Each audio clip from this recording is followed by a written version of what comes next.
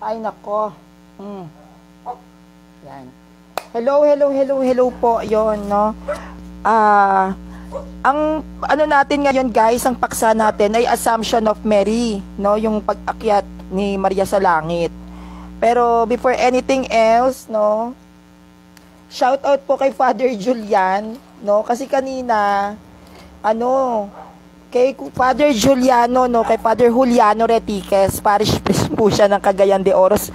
Sorry, Father Juliano, no, kasi kanina nag-aaral kasi ako, no, kapag ako kasi ay nag-aaral, hindi ako nakatutok sa Facebook, aksidente kanina na nagtingin-tingin ako ng comment ko, no, may nakita akong isang protestante na sinisiraan yung ating kaparian, no, sa malaking iskandalo na kinasasangkutan ngayon ng Simbahang Katolika sa Pilipinas, no?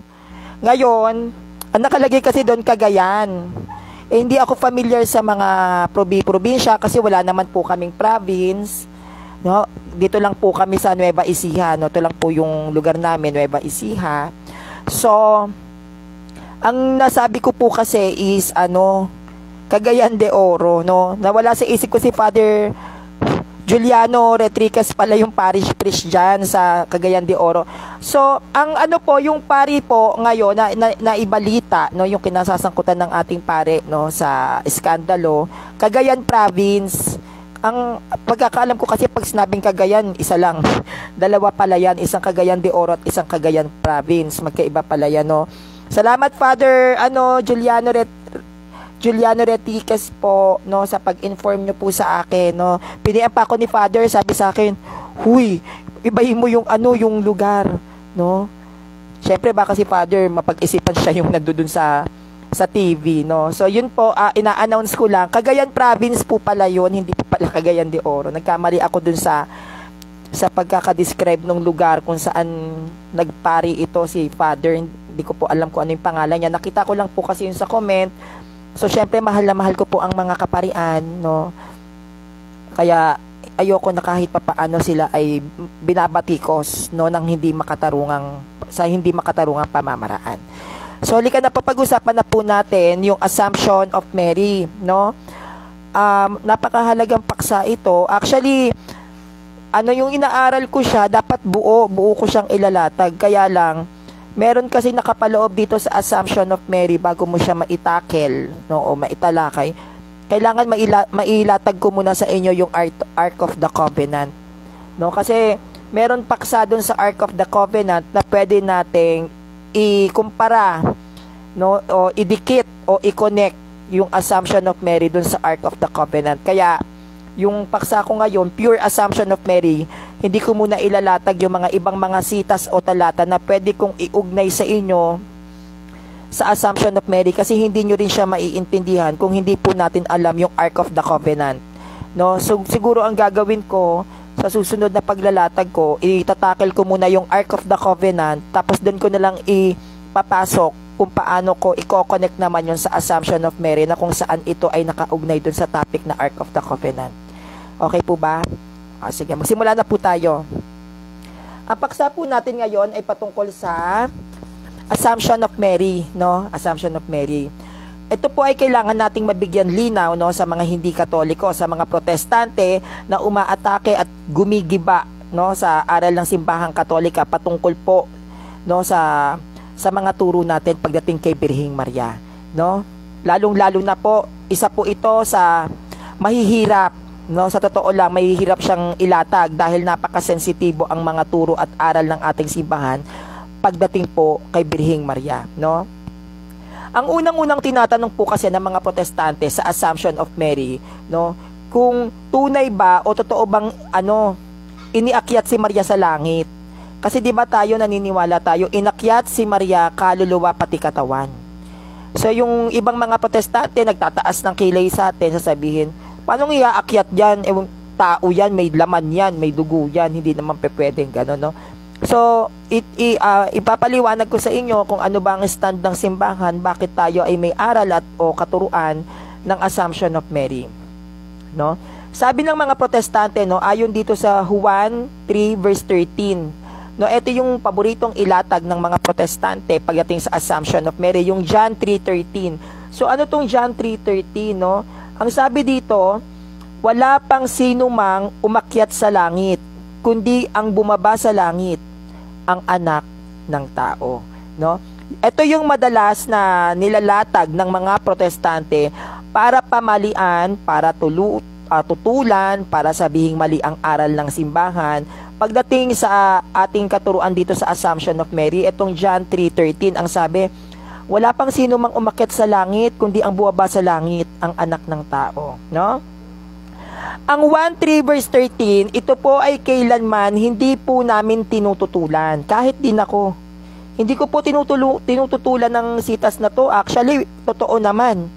No, totoo po yung John 3:13 na wala pang sino mang umakyat sa langit, kundi ang bumaba sa langit. Hindi ko po ito tinututulan, no?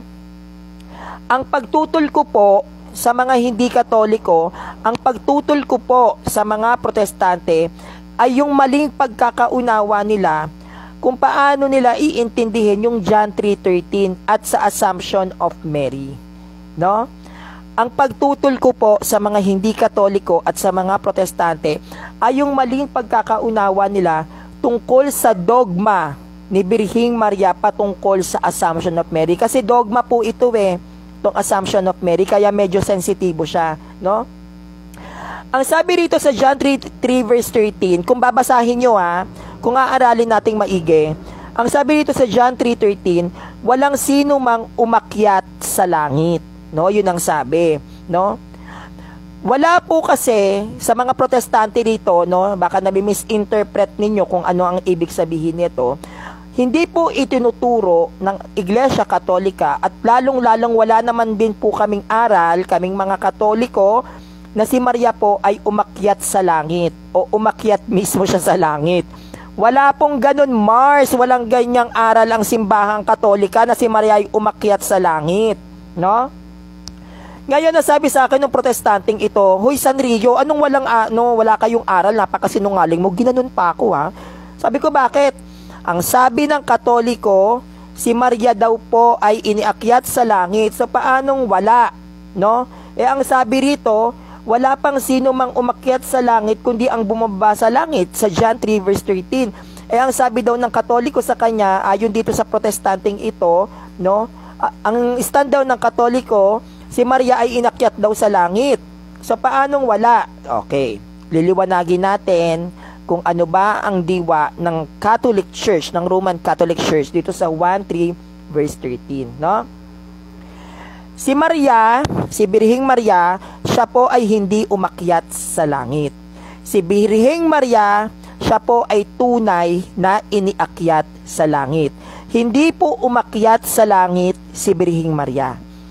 Malaki po ang pagkakaiba ng umakyat sa langit si Birhing Maria sa iniakyat sa langit si Birhing Maria.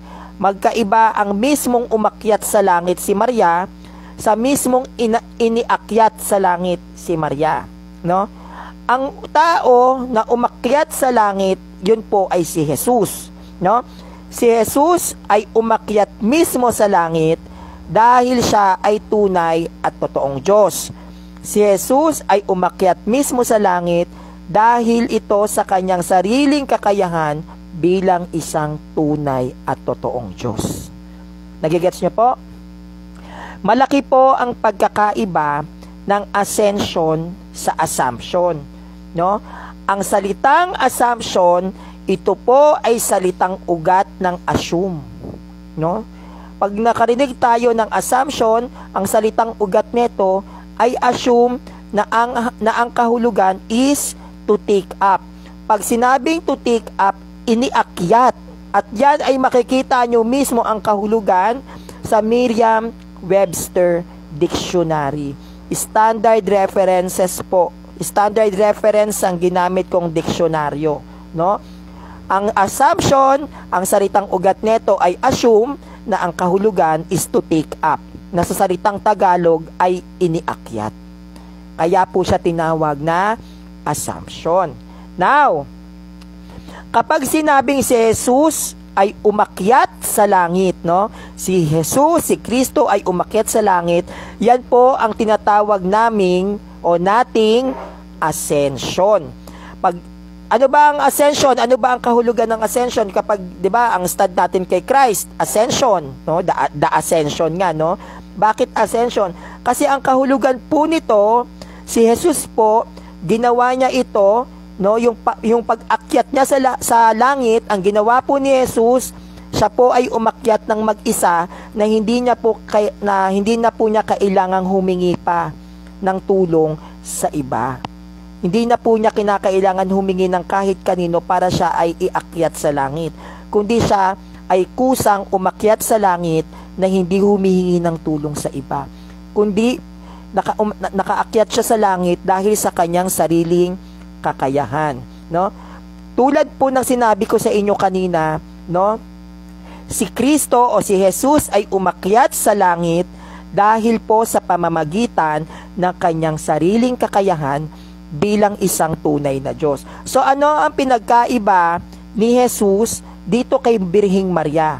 No? Ano ang pinagkaiba ng Ascension of Christ and Assumption of Mary?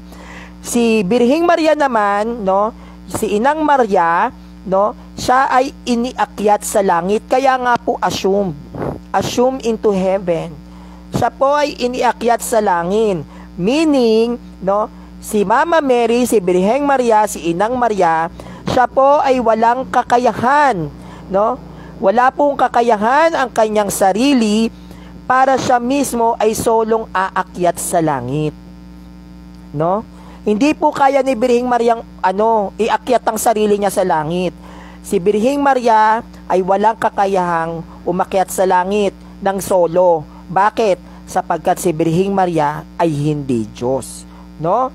Si Maria ay kailangan pa siyang iakyat sa langit, no? Sa tulong ng grasya at kapangyarihan ng Diyos. Yun po yung assumption. Walang kakayahan si Maria na iakyat niya yung sarili niyang solo flight sa langit. Kinakailangan niya ang tulong ng biyaya at kapangyarihan ng Diyos para siya ay maiakyat sa langit. Unlike si Christ, hindi niya na kailangan ng tulong. Kaya na ni Kristong umakyat sa langit. Kaya nga 'di ba umakyat siya sa langit ng solo flight. Si Maria iniakyat.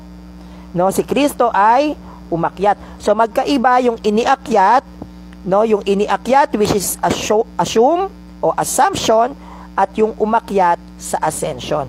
Magkaiba yan mga protestante ha. Kaya kung maglalatag kayo ulit kung ano ang stand ng simbahan sa assumption, hindi po umakyat, kundi iniakyat.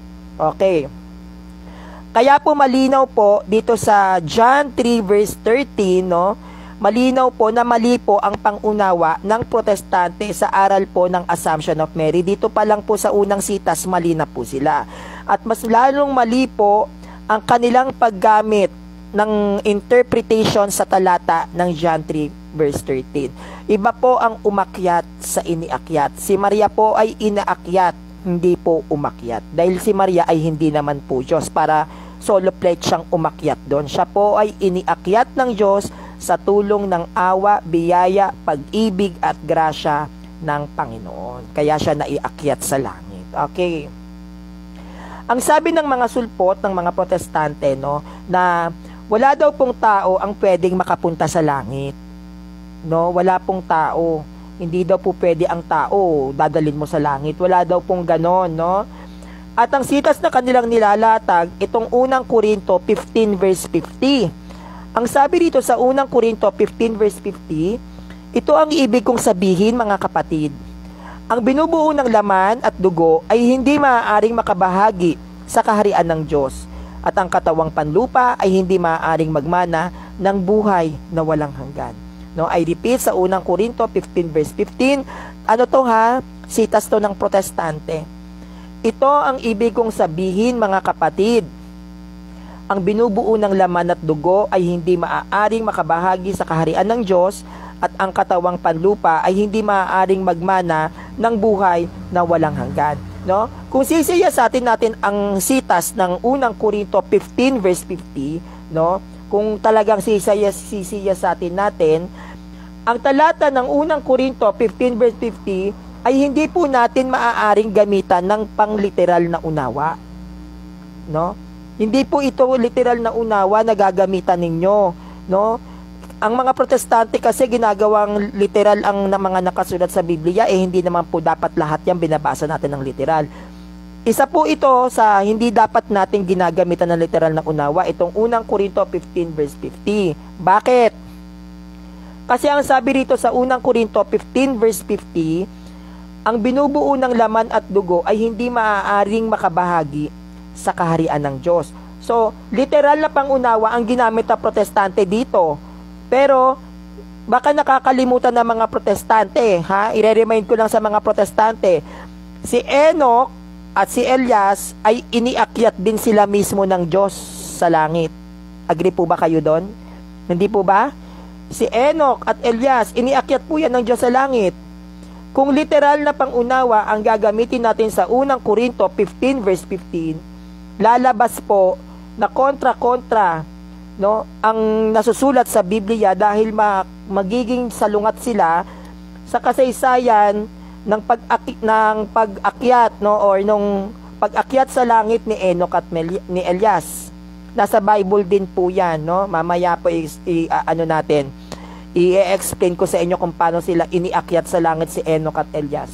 Ngayon, ituloy po natin ang pagbasa sa unang Korinto 15 verse 51 kasi ang mga protestante chop-chop yan no? Ang inilalatag nila sa mga tao is kung saan lang papabor sa kanila yung sitas, kaya hindi nila itinutuloy ang basa. Ituloy po natin ang basa kanina, unang Korinto 15 verse 50. Dito tayo sa unang Korinto 15 verse 51. Ano ang sabi rito?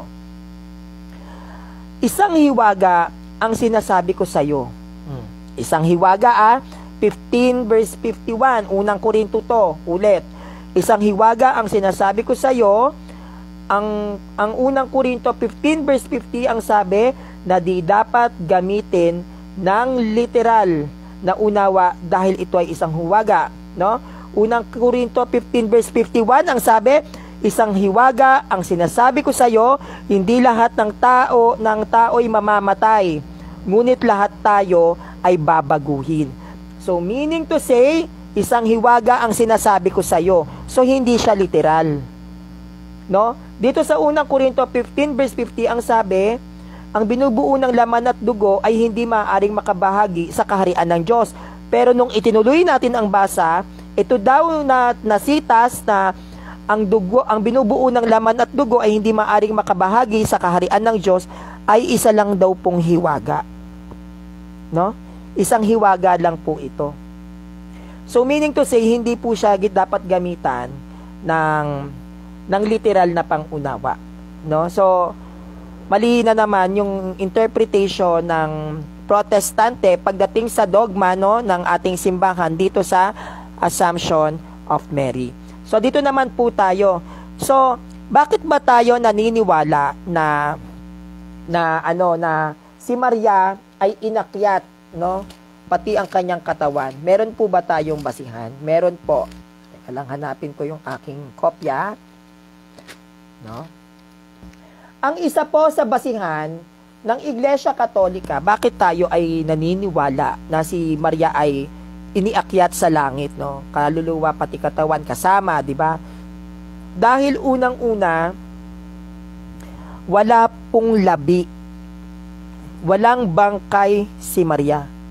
Wala nga po tayong relic Di ba? Wala tayong relic ni Virgin Mary, no? At dahil hindi makita yung kanyang bangkay at walang makapagsabi kung asan siya, isa ito sa naging basihan ng Roman Catholic Church na siya ay iniakyat kaluluwa pati katawan. No? Now, meron ba tayong pinaghuhugutan ng kasaysayan o ng aral o ng katuruan ang simbahang Katolika na si Maria talaga ay totoong inakyat sa langit, yung kaluluwa pati katawan? Meron ba? Meron po. Noong mga sinaunang panahon po kasi, nung panahon pa ng mga sinaunang Kristiyano, no? Alam niyo po ba na ang mga sinaunang Kristiyano ay mahilig na pong magtabi o mag-ingat ng mga relic? No, mag-ingat ng mga labi, ng mga bangkay, ng mga taong banal o mga taong mahahalaga na pumanaw na may katapatan sa Diyos, o yung mga taong yumao na kinalulugdan ng Diyos. Ang pagtatabi ng mga labi o mahalagang bagay na banal ay tinatawag po nating relic, no? Noon pa, no, yung mga sinaunang Kristiyano, tayo ay may mataas ng pagpapahalaga pagdating sa pagtatabi, no, o pag-iingat sa mga bangkay ng mga banal, no? Kahit po sa panahon ng Israelita, tinatabi nila yung mga bungo, yung mga buto, yung mga kalansay ng mga taong yumao ng may katapatan sa Diyos o yung mga taong namatay na banal. So meron ba akong may bibigay sa inyong sitas na ang mga sinaunang Kristiyano, kahit ang mga Israelita, ay nagtatabi na ng mga labi at mga bangkay ng mga banal na nagpapatunay na kung ito si Maria ay hindi inakyat sa langit, kaluluwa pati katawan, bakit hindi siya nakita? Ang mga sinaunang Kristiyano nagtatabi ng bangkay. Nasa sa atin ang 12 ng apostol. Ang kanilang mga labi nasa atin. Ang labi ni San Jose nasa atin. 'Di ba? Pero bakit bukod tangi si Maria wala? No? Kaya isa 'yon sa naging stand ng Catholic Church. Wala si Maria, kahit ang damit, wala. 'Di ba? Sa tagal ng pananaliksik ng mga tao, sa kasaysayan, walang nakita. Pero yung mga alagad, nakita. No? Ngayon, meron ba tayong pagpapatibay na mahalaga at iniingatan ng simbahang Katolika noon pa ng mga sinaunang Kristiyano ang mga labi ng mga yumao, ng mga banal? Meron. Dito po sa Josue 24 verse 32, sabi rito sa Josue, dinala ng bayang Israel ang mga buto ni Jose nang sila'y umalis sa Ehipto. See? Buto ni Jose, dala-dala. No? Dala-dala ng bayang Israel ang buto ni San Jose. Oh. Ganon na lang sa mga panahon ng Israelita. Mayroon tayong pagpapahalaga sa mga bangkay ng mga banal. What more pa si Maria? Diba? Kung si Jose nga, sino ba si Jose? Ano pa si Maria? Siya pa nagsilang kay Jesus. Ikalawang Hari 23 verse 17. Nang magkagayoy kanyang sinabi, anong monumento yaong aking nakikita at isinaysay ng mga lalaki ng bayan sa kanya? Yaoy libingan ng lalaki ng Diyos na nanggaling sa Huda at itinanyag ang mga bagay na ito na iyong ginawa laban sa dambana sa Bethel. At kanyang sinabi, bayaan nyo, wag galawin ng sino man ang mga buto niya. Diba yung buto, wag daw galawin. Sa gayon, binayaan nila ang mga buto niya na kasama ng mga buto ng mga propeta na nanggaling sa Samaria. So noon pa, kahit sa lumang tipan, no, ito ay panahon pa ni Hoshas, propeta Hoshas, itinatabi na nila yung mga labi, no? Itinatabi nila yung mga labi ng mga bangkay ng mga banal ng mga santo, no? Mahalaga 'yon para sa kanila.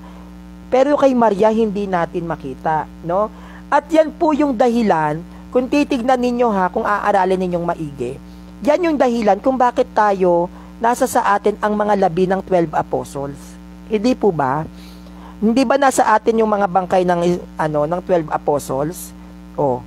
Kasi simula pa nung sinaunang Kristiyano, malaki na po ang pagpapahalaga nila. At itong mga pagpapahalaga natin sa mga labi o yung tinatawag nating relics, ito ay matatawag nating tradisyon. No, tradisyon na to ng mga Israelita na pahalagahan at ingatan yung mga taong namatay na banal. Bakit? Pinabanal ng Diyos yun. At lahat ng pinababanal ng Diyos, dapat nating ingatan. Hindi naman yan pwedeng itapon. Kasi ang Diyos ang nagpabanal dyan. At alam naman natin na ang Diyos, no, siya ang may lalang ng langit at lupa. Kaya ganoon na lang yung pagpapahalaga nating mga Katoliko sa mga labi ng mga banal. Kaya nasa sa atin ang labi ng 12 o ng 12 apostles. Meron ba tayong pagpapatunay? Saan makikita ang mga labi ng 12 apostles na ito? Okay, isa-isahin natin para wala kayong masabi. Si San Pedro o si St. Peter, makikita siya ang kanyang labi sa St. Peter Basilica ng Roma. Si St. Paul makikita sa Basilica of St. Paul outside the wall dito sa Roma. Si St. John Evangelist makikita sa ruin of Basilica of St. John in Ephesus dito sa Turkey. Si St. Andrew sa Cathedral of Amalfi, Italy. Si St. James the Greater, makikita natin sa Cathedral of St. James, Compostela, Spain. No? Si St. James the Less, makikita siya sa Church of the 12 Apostles dito sa Rome. Si St. Philip sa Church of the 12 Apostles dito naman sa Roma. Ang bangkay ni St. Thomas, makikita sa Basilica of St. Thomas in Chennai sa India. Si St. Bartolome, makikita sa St. Bartolome in the Island Church sa Roma. Ang bangkay ni St. Matthew sa Cathedral of St. Matthew sa Italia. Si St. Simon o Simon, St. Peter's Basilica sa Roma. Si St. Jude, St. Peter's Basilica sa Roma. At si St. Matthias sa Basilica of St. Matthias in Tyre sa Roma. No? So napakalinaw po na ang lahat po ng mga bangkay ng 12 apostol, ito po ay nasa ilalim ng pangangalaga ng Iglesia Katolika. Kayo po bang mga Protestante, meron po ba kayong pinangahawakan na bangkay ng 12 apostles? Malamang wala. Dahil may Catholic Church pa po, may Catholic Church na wala pa pong Protestante noon, no? So bakit nga ba natin iniingatan ang mga labi ng mga banal na yumao, no? Bakit natin sila iniingatan? Dahil ang 12 apostol, itong 12 apostol, sila po, no, yung mga kahit yung ibang mga banal, no, iniingatan natin ang mga labi nila, lalo na tong 12 apostles na ito. Dahil ang 12 apostles na ito, sila po ay may malaking naiambag o na-contribute sa ating pananampalataya bilang isang Katoliko, no? Kaya kung meron man dapat na kilalanin nating mga Katoliko bilang isa sa pinakamahalagang tao sa kasaysayan ng sangkatauhan at sa kasaysayan ng relihiyong Kristyanismo, yan po ay walang iba kundi si Maria. Tama po. Bakit? Dahil sa pamamagitan ni Maria, kaya tayo ay merong Jesus. Tama po. At dahil kay Jesus, kaya ang tao ay nagkaroon ng salvation o kaligtasan. Kung nagagawa po ng tao na parangalan ang mga labi ng mga bayani dahil sa kanilang katapatan at naiambag sa ating bayan o bansa, ano pa po and what more pa ang mga bayani ng pananampalataya na siyang nagbuwis ng buhay at nagsunog ng mga kilay upang ikalat ang mabuting balita. Tama po? Kung ang sinaunang Kristiyano at hanggang ngayon tayo ay mahilig, no? Kung ang sinaunang Kristiyano at hanggang ngayon tayo ring mga Roman Catholic Church ay mahilig mag-ingat sa labi ng mga banal. Ang tanong, nasaan ang bangkay ni Maria? No? Kung ang mga labi ng 12 alagad ay nasa sa ating pangangalaga, di hamak na mas mahalaga ang labi ni Maria. No, dahil yan ay ina ng Diyos. The question is, ang bangkay ni Maria ay wala na pong nakita. Hindi na po nakita ang bangkay ni Maria. Kahit ano pong halugad, hindi lang po tayong mga Katoliko, even ang science, even ang ibang mga historians, sinahanap ito pero hindi na po talaga siya nakita. Bakit? Dahil ang Birhing Maria ay tunay at totoong iniakyat sa langit, kaluluwa, pati katawan. Dahil ultimo ang kanyang damit, hindi na din po nakita. No? Ngayon, ang sabi ng Protestante, wala raw taong nakakaakyat sa langit. Kaya imposible daw na si Birhing Maria ay iakyat sa langit, kaluluwa pati katawan. Imposible daw mangyari 'yon. 'Yon ang sabi, no? Dito sa Genesis 5 verse 22 to 24, ang sabi dito, 300 taon pa nabuhay si Enoch na kasama ang Diyos at nagkaroon ng iba pang mga anak. Inabot siya ng 365 taon At sa buong panahong yon ay nabuhay siya kasama ang Diyos. Pagkatapos, nawala siya sapagkat kinuha siya ng Diyos. I repeat, inabot siya ng 365 na taon, no, tong si Enoch, no? At sa buong panahong yon ay nabuhay siya kasama ang Diyos. Pagkatapos, nawala siya sapagkat kinuha siya ng Diyos. See? Wala raw tao sa langit, si Enoch kinuha ng Diyos. Oh. Nawala siya sapagkat siya'y kinuha ng Diyos. Oh. Hindi rito sinabi na namatay siya, tsaka siya kinuha ng Diyos. Pero ang sabi rito, nawala.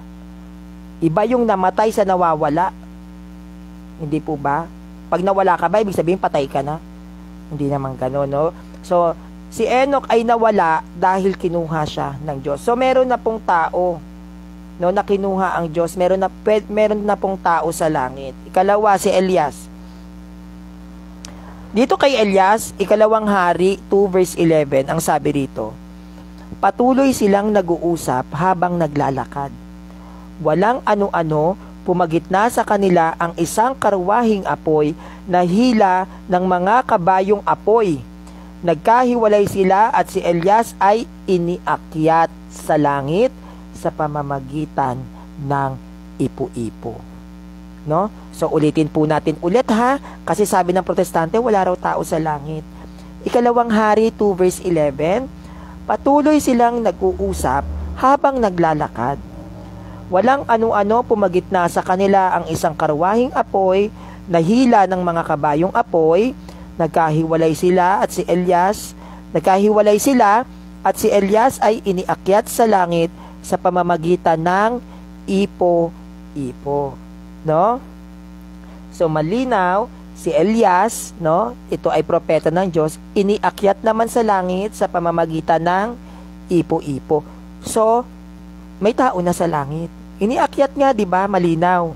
Now, kung si Enoch at saka si Elias, kung ating pag-aaralan, sila ay iniakyat sa langit, no? At itong si Enoch at si Elias, kung sila ay mga kaibigan ng Diyos, no? At itong mga kaibigan ng Diyos na ito, itong dalawang propetang ito, ay nagawa ng Diyos na iakyat niya sa langit, no? Itong si Enoch at si Elias. Ano pa ba yung ano? Ano pa kaya ang ina ni Kristo? No? Ano pa kaya tong ina ni Jesus? Si Jesus tunay at totoong Diyos. No? Kung nagawa ng Diyos iakyat si Enoch at Elias at ito'y kanyang mga kaibigan, no? Nagawa niyang iakyat si Enoch sa pamamagitan ng bigla na lang siyang nawala, no? Si Enoch, at kinuha siya ng Diyos. Wala ritong description kung paano siya iniakyat ng Diyos sa langit, pero siya'y kinuha. What more pa si Elias din, no? Sinundo ng isang ipo-ipo. Ano pa tong si Maria na ina ng Diyos, ina ni Jesus. Kung ito ngang mga kaibigan ng Diyos, no, sa lumang tipan ay nagawa niyang iakyat, ano pa si Maria? Hello, ina ni Kristo yan, ina ng Diyos. Di ba? Syempre mas pa-priority yan. Sino ba yung mas dakila? Si Enoch, si Elias o si Maria? Si Maria nagsilang ng isang batang lalaking sanggol. Natatawagin nating Emmanuel. Etong dalawang ito, propeta lang ito. Ano pa si Maria? Ark of the Covenant. Di ba? Bakit hindi naman siya iaakyat ng Diyos? Kung yung mga kaibigan nga nagawa ngang iakyat, si Maria pa kaya? Now, kung papansinin ninyo, si Enoch ay inaakyat ng Diyos, pero mag-iisip kayo, bakit nga ba inakyat si Enoch sa langit? No? Basahin natin. Hebreo 11 verse 5. Dahil sa pananampalataya sa Diyos, si Enoch ay hindi nakaranas ng kamatayan. See? Diba? Doon pa lang clear na. Dahil sa pananampalataya sa Diyos, si Enoch ay hindi na nakaranas ng kamatayan. Hindi siya namatay. Kaibigan ng Diyos to si Enoch. Hindi na siya nakita sapagkat kinuha na siya ng Diyos. Sinasabi sa kasulatan na si Enoch ay naging kalugod-lugod bago siya kinuha ng Diyos. Imagine si Enoch hindi nakaranas ng kamatayan. Diba? At si Enoch ay kinuha ng Diyos. dahil siya ay naging kalugod-lugod sa Diyos, no? So bakit inakyat si Enoch? Ayon dito sa Hebreo 11 verse 5, bakit ba inakyat si Enoch sa langit? Unang-una, dahil siya ay merong pananampalataya. Kasi sabi rito, dahil sa pananampalataya sa Diyos, si Enoch ay hindi nakaranas ng kamatayan. So isa sa dahilan kung bakit iniakyat sa langit si Enoch, dahil siya ay may pananampalataya sa Diyos. At pangalawa, bakit inakyat si Enoch sa langit? Dahil si Enoch, sabi rito, no? Sinasabi sa kasulatan na si Enoch ay naging kalugod-lugod bago siya kinuha ng Diyos. So isa rin sa naging batayan kung bakit siya iniakyat sa langit, dahil si Enoch siya ay naging kalugod-lugod sa Diyos, no? Now, the question is, mga protestante, tanong may pananampalataya po ba si Birheng Maria? Gaya ng kay Enoch. Kung si Enoch ay may pananampalataya, meron bang pananampalataya si Birheng Maria? Kasi isa sa basihan kung bakit iniakyat si Enoch sa langit, dahil siya ay may pananampalataya. Tama po ba? Ito bang si Birheng Maria ay may pananampalataya gaya ni Enoch? Di ba? Opo. Yes, meron. No, meron. Si Maria ay may pananampalataya. Si Maria ay may dakila at malaking pananampalataya sa Diyos. So may basihan ba si Sanrio para masabi ko na si Maria ay may malaking pananampalataya sa Diyos, no? Paano mo nasabi to, Sanrio? Si Birheng Maria ay may malaking pananampalataya sa Diyos dahil kahit kailan hindi po siya nagduda, hindi niya pinagdudahan, at lalong hindi siya nag-alinlangan na tanggapin ang mensahe sa kanya ni Anghel Gabriel, no? Dito sa Lucas 1 verse 38 ang sabi, sumagot si Maria, ako'y alipin ng Panginoon, maganap nawa sa akin ang ayon sa wika mo. Pagkatapos umalis ang anghel. 'Di ba? Hindi siya nagduda, hindi siya nag-alinlangan. Siya ay tumugon sa panawagan ng Diyos si Maria. At yon ay pagpapakita ng isang malaking pananampalataya. Okay. Naging kalugod-lugod ba, no, itong si Maria kagaya ng pagiging kalugod-lugod ni Enoch? 'Di ba isa sa dahilan kung bakit si Enoch ay iniakyat sa langit, dahil itong si Enoch ay naging kalugod-lugod sa Diyos. So si Maria ba ay naging kalugod-lugod sa Diyos? Yes naman. Si Maria ay naging kalugod-lugod sa Diyos. 100%. No? Dito sa Lucas 1 verse 30 ang sabi, sinabi sa kanya ng anghel, huwag kang matakot, Maria, sapagkat naging kalugod-lugod ka sa Diyos. So yung requirements pala ni Enoch, kung bakit siya inakyat sa langit, di ba sabi sa Hebreo 11 verse 5, ang sabi, dahil sa pananampalataya sa Diyos, no, dahil sa pananampalataya sa Diyos, may pananampalataya si Enoch ay hindi nakaranas ng kamatayan, no? At sinasabi sa kasulatan na si Enoch ay naging kalugod-lugod sa Diyos. Kaya si Enoch siya ay iniakyat sa langit, no? At nailatag ko sa inyo na kung anong meron kay Enoch, meron din si Maria. Si Maria ay may pananampalataya dahil siya ay hindi nag-alinlangan na sumunod sa kalooban ng Diyos. Ito ay isang napakalaking pananampalataya, hindi siya nagduda. At ikalawa, si Maria ay naging kalugod-lugod sa Diyos dahil mismo sa sinabi ni Anghel Gabriel, no, ako'y alipin ng Panginoon, maganap nawa sa akin ayon sa wika mo. At ang sabi ng anghel, sapagkat huwag kang matakot, Maria, sapagkat naging kalugod-lugod ka sa Diyos. So si Maria ay may pananampalataya, si Maria ay naging kalugod-lugod sa Diyos, kaya hindi po malabo na siya ay iakyat sa langit. Kung si Enoch nga po na kaibigan ng Diyos, inaakyat sa langit, ano pa po kaya ang ina ni Kristo? Okay. Ngayon, yung aral at katuruan ng ating simbahan tungkol sa pag-akyat ay yung iniakyat si Maria doon sa langit, ito ba para sa atin ay makatwiran? makatwiran ba na iakyat si Maria sa langit? Ito ba ay talagang para sa atin makatarungan, no? Well, ang stand ko po kasi dito, opo, makatwiran at makatarungan na dapat lang na iakyat si Maria sa langit, no? Makatwiran naman na si Maria ay iakyat sa langit. Bakit? Kung ang kaibigan nga po ng Diyos nagawang iakyat sa langit, kaluluwa pati katawan, ano pa po ba si Maria? Hindi po ba common sense? No?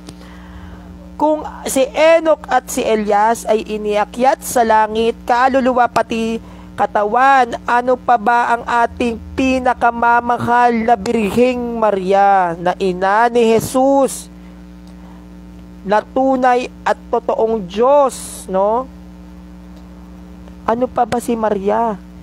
Yung mga tropa nga ni ng ama, kaibigan ng ama, iniakyat sa langit. Ano pa ba ang pinakamamahal nating inang Maria, na anak ng isang tunay at totoong Diyos? Iaakyat yan sa langit. Kaya po, ang Assumption of Mary, yan po ay tunay at totoong aral. Hindi po yan gawa-gawa lang ng Roman Catholic Church. No? At itong aral na to na Assumption of Mary ay hindi maaaring baliin ng kahit na sinong protestante. Dahil matibay at matatag ang aral ng simbahan patungkol sa dogma ng Assumption of Mary. No? Now, ang tunay na nagmamahal sa ina ni Jesus ay nagmamahal din sa anak. No, tatandaan po natin yan. Kung talagang mahal na mahal nyo si Maria, mahal na mahal nyo rin ang kanyang anak. No? Ang galit kay Maria ay galit kay Jesus. No? Ang galit kay Maria ay galit kay Jesus. Ang galit sa ina ay galit sa anak. At ang galit sa anak at ang galit sa ina, ikaw ay matatawag na si Satanas. Kung galit ka sa ina, galit ka din sa anak. Ang ina ang nagsilang sa anak. Si Maria ang nagsilang kay Jesus. Kung galit ka kay Maria, galit ka din kay Jesus. Ikaw si Satanas. Dahil ayon dito sa Pahayag 12 verse 15 to 18, mula sa kanyang bibig, ang ahas ay naglabas ng tubig na parang ilog upang tangayin ang babae. Subalit, tinulungan ng lupa ang babae. Bumuka ang lupa at hinigop ang tubig na inilabas ng dragon mula sa kanyang bibig. Sa galit ng dragon sa babae, binalingan niya ang nalalabing mga anak nito upang digmain. Ito ang mga taong sumusunod sa mga utos ng Diyos at nananatiling tapat sa pagpapatotoo kay Jesus. At ang dragon ay tumayo sa dalampasigan. No? Na ano niyo po? Dahil sa kabiguan, no? Ano ang essence? Ano ang essence ng Pahayag 12 verse 15 to 18? Ano ang aral, ano ang diwa, ano ang konsepto at konteksto ng binasa nating sitas? Dahil po sa malaking kabiguan ni Satanas, nagapiin ang babae na which is si Maria, ang mga anak ng babae ang siyang didigmain ni Satanas, no? Kaya't kung ikaw ay Marian lecturer, Marian speaker, Marian followers, huwag kang magtataka kung sakaling ikaw ay digmain o usigin, dahil yan ay nakatakda na sa propesiya ni San Juan. At ang lahat ng umuusig sa aral ni Maria, sila ang mga binhi ni Satanas, na siyang uusig sa mga anak ni Maria upang ang tao ay tuluyang malayo sa kaluwalhatian ng Diyos at hindi matanggap ng tuluyan ang buhay na walang hanggan. Gaya po ng sinabi dito sa pahayag, no? Ang sabi rito, binalingan niya ang nalalabing mga anak nito upang digmain, no? Sa galit ng dragon sa babae, binalingan niya ang nalalabing mga anak nito upang digmain. At ito ang mga taong sumusunod sa mga utos ng Diyos at nananatiling tapat sa pagpapatotoo kay Jesus. Sa galit ng dragon sa babae, ang nalalabing anak na ito ay kanyang didigmain. Kaya kung kayo ay malapit kay Maria, ang lahat ng mga taong nagmamahal kay Maria, kayo ay mga taong lapitin ng pagsubok. Dahil ang mga taong mahilig magsanto rosaryo, ang mga taong nagdedebosyon kay Maria, ang mga taong mahal na mahal si Maria, pinag-iinitan kayo ni Satanas. Kaya nga kung papansinin ninyo, yung mga mapagmahal sa mahal na ina, usually yan yung namroblema. Yan yung laging may problema, sila yung laging binabatikos, inuusig, kasi kayo ang pag-iinitan ni Satanas. Kaya yung mga protestante, nagalit na galit kay Maria, no? Bakit natin niya pinararangalan? Sila yung mga binhi ni Satanas. Sila yung sinasabi dito sa pahayag, na nag-aabang sila sa dalampasigan. Hinihintay nila sa dalampasigan ang mga anak ni Mariang natitira upang ito'y kanyang digmain.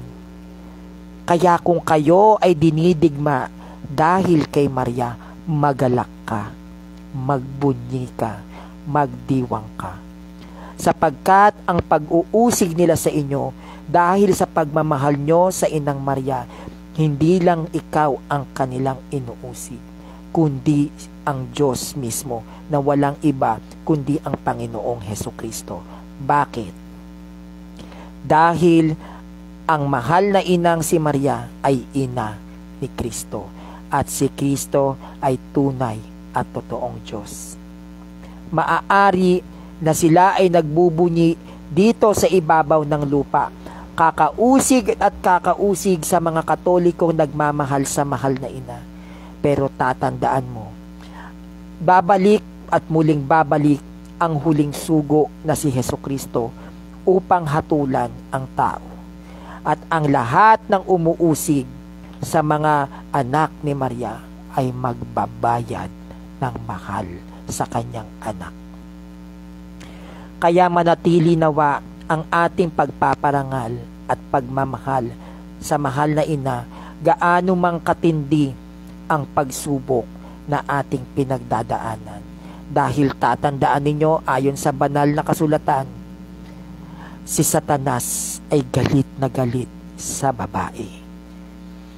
At sa galit ni Satanas sa kanyang kabiguan, no, na matalo ang babaeng ito, ang buo niyang galit ay nakatuon sa mga binhi ni Maria.